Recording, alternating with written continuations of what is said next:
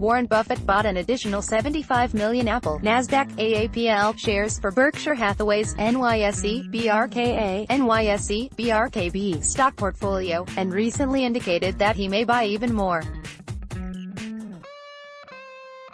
In this industry focus, Financials clip, Michael Douglass and Matt Frankel parse Buffett's reasoning for Berkshire's massive Apple investment.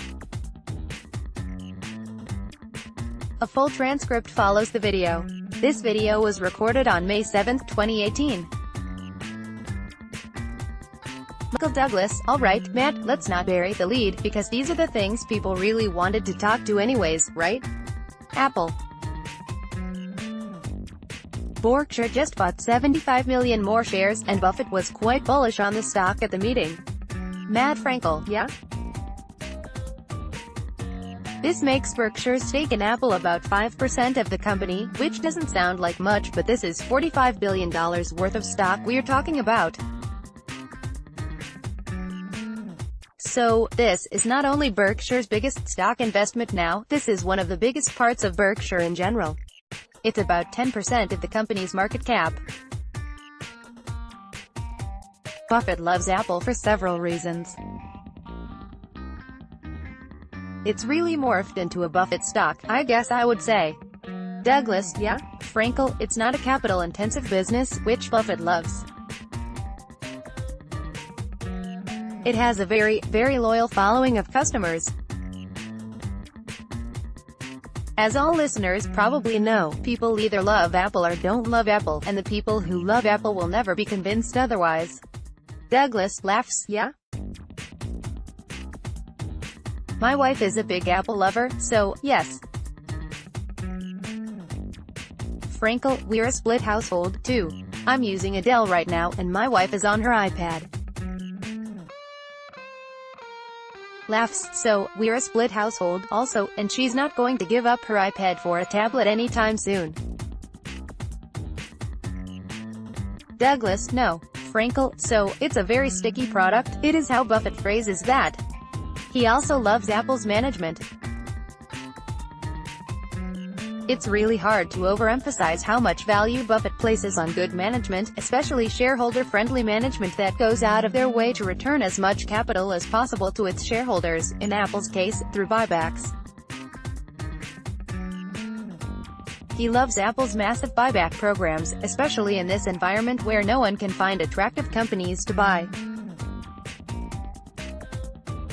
He feels that this is by far Apple's best use of its cash.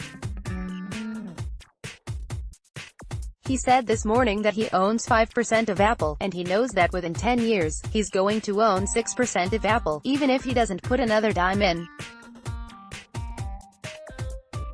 Buffett and Munger both actually said today that they wish they had bought more, they probably weren't aggressive enough with Apple. So, I actually wouldn't be surprised to see Berkshire buy even more Apple over the next few quarters. Douglass: yeah?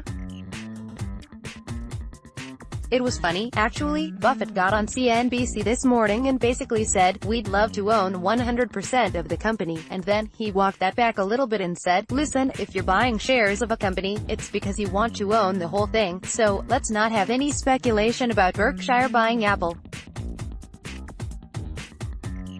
A. Not going to happen. B. They don't have enough money. Frankel: yeah? You don't say that sentence too often, but with Apple, it certainly applies. Douglass laughs: right, for once.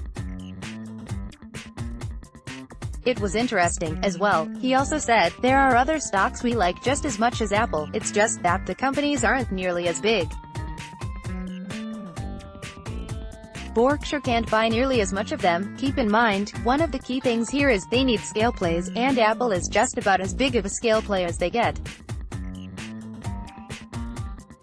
It's been a really interesting evolution on his part, I think, because a lot of us do think of Apple as kind of a tech company, and he really has pushed, I would say, really starting at last year's annual meeting, for people to think of Apple increasingly as a consumer goods company.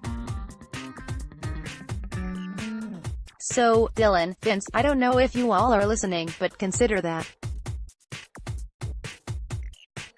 Maybe Vince gets to cover Apple from now on, and Dylan's going to have to limit himself to Spotify, Snap, and a few other tech stocks. I don't know. I'm not in the middle of that fight. I'm just throwing it out there. When Warren Buffett speaks, we all have to listen a little bit.